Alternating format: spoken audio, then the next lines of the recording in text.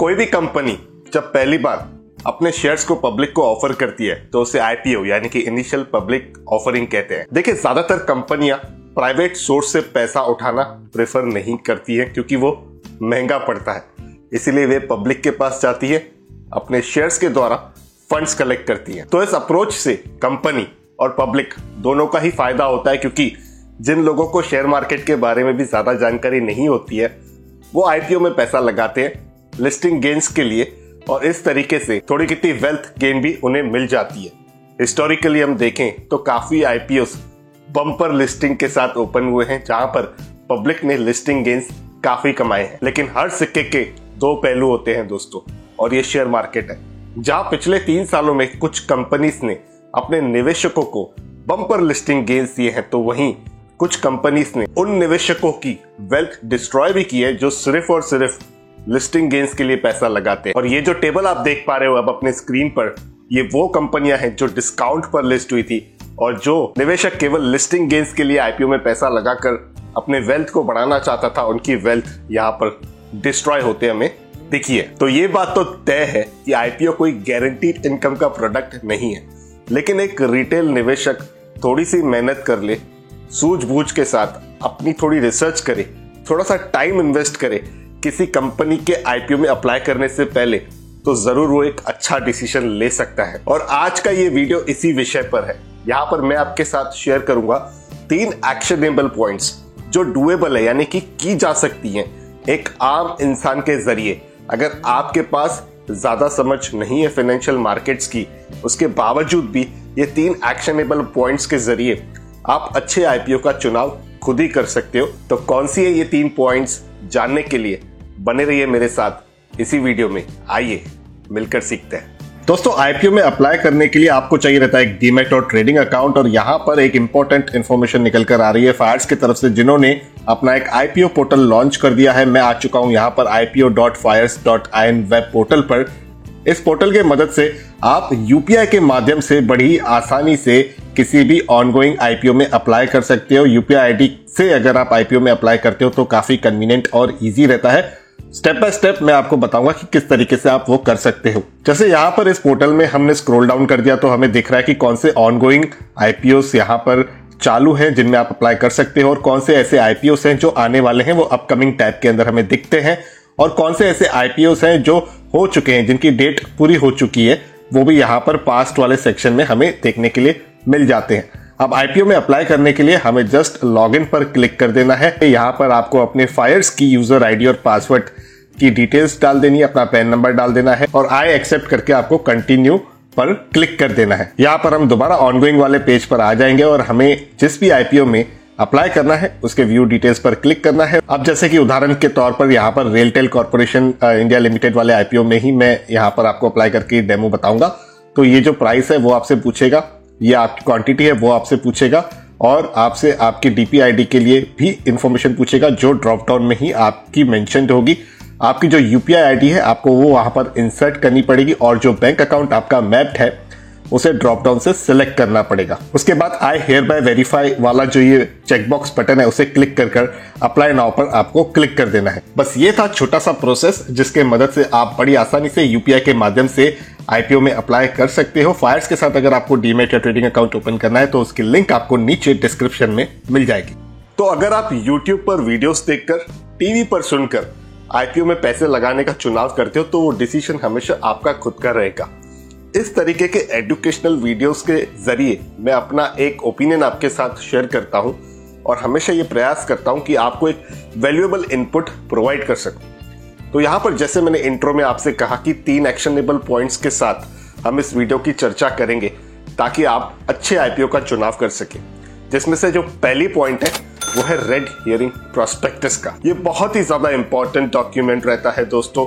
काफी रिटेल निवेशक इस पर्टिकुलर डॉक्यूमेंट को अवॉइड करते हैं और केवल जो कंपनी की मार्केटिंग होती है उसे ही देखते हैं, या तो टीवी पर सुन लेते हैं या तो यूट्यूब के वीडियोस के जरिए वो अपना आईपीओ में पैसे लगाने का चुनाव कर देते हैं। एक बड़ा ही आसान सा स्टेप है, आप सेबी के वेबसाइट पे जाइए, जहां पर फाइलिंग्स का एक सेक्शन है वहां पर आपको जाना है। उसके बाद पब्लिक इश्यूज वाला जो ये टैब है उसे क्लिक कर देना है। वहां पर आपको दिखेगा red herring documents filed with ROC. इसके बाद आप जैसे ही जाओगे यहां पर डेट और टाइटल का ये सेक्शन आएगा। यहां पर डेट के हिसाब से आपको सारे के सारी कंपनियों के रेड हियरिंग प्रोस्पेक्टस की जानकारी मिल जाएगी।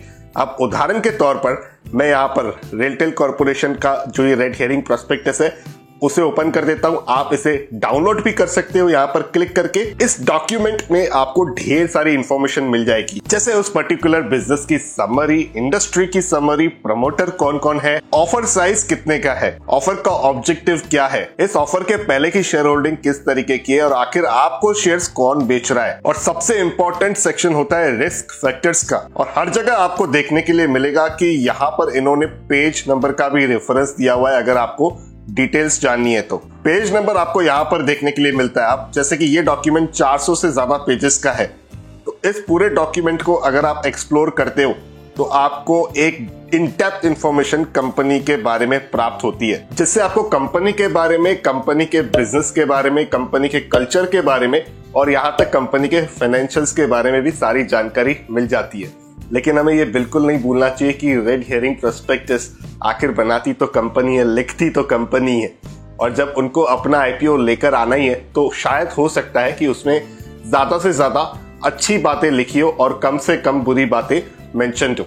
लेकिन एक रिटेल इन्वेस्टर को हमेशा अलर्ट रहना है। इस बात को सेकंड पॉइंट के मदद से समझेंगे, जो है फाइनेंशियल्स का। देखिए, फाइनेंशियल रेशियोज तो आपको हमेशा चेक करनी है किसी भी कंपनी के। ये बेहद इंपॉर्टेंट रोल प्ले करते हैं आपके किसी भी डिसीजन को बिल्ड करने के लिए। लेकिन उसी के साथ अगर किसी कंपनी का आईपीओ आ रहा है तो वहां पर आपको जो सबसे ज्यादा ध्यान देने वाली चीज पर फोकस देना है वो होता है उनके ईयर ऑन ईयर रिजल्ट्स किस हिसाब के आ रहे हैं, नंबर्स किस हिसाब के आ रहे हैं। क्योंकि अगर आपको एक सडन स्पाइक दिख रहा है 15 से 20% से भी ज्यादा का स्पाइक, हालांकि अगर उनके प्रीवियस ईयर्स पे भी इसी तरह का वेरिएशन है तो फिर तो ठीक बात है। लेकिन आईपीओ आने के ठीक 1 साल पहले उसमें ही नंबर्स में आपको स्पाइक दिख रहा है, तो वो कहीं ना कहीं मुझे थोड़ा कैची लगता है कि कंपनी को पब्लिक के पास जाना था पैसे लेने के लिए, जिस वजह से ये स्पाइक दिखाया हुआ है ताकि कंपनी की जो रेपुटेशन है वो काफी अच्छी हो पब्लिक के नजर में और ज्यादा से ज्यादा लोग उस आईपीओ को सब्सक्राइब करें। तो इस चीज पर भी आपको अपना फोकस देना चाहिए अगर आप किसी कंपनी के आईपीओ में पैसे लगा रहे हो तो।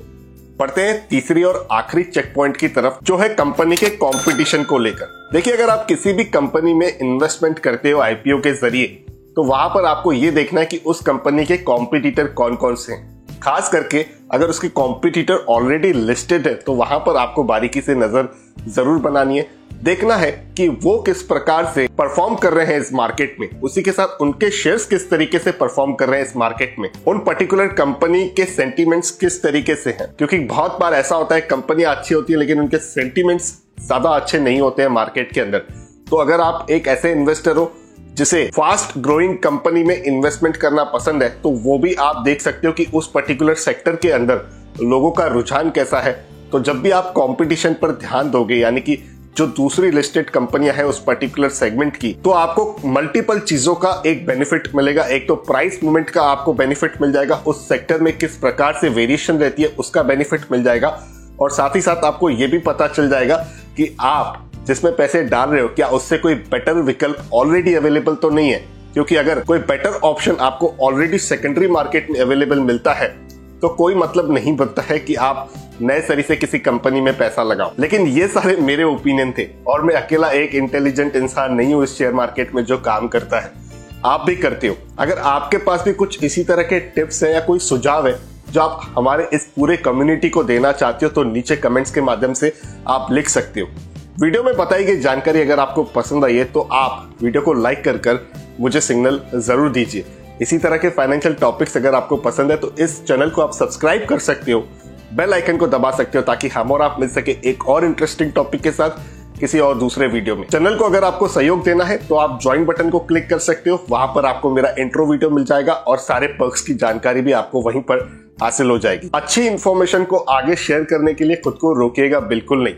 इस वीडियो को शेयर करना बिल्कुल आसान है। अपने दोस्तों और रिश्तेदारों के साथ इस इंफॉर्मेशन को जरूर शेयर करें ताकि उन्हें भी एक लाभ मिल सके। वीडियो को यहाँ तक देखने के लिए आपका बहुत बहुत धन्यवाद। जल्द मिलते हैं अगले किसी वीडियो में, तब तक अपने हेल्थ का और वेल्थ का जरूर अच्छे से ख्याल रखिएगा।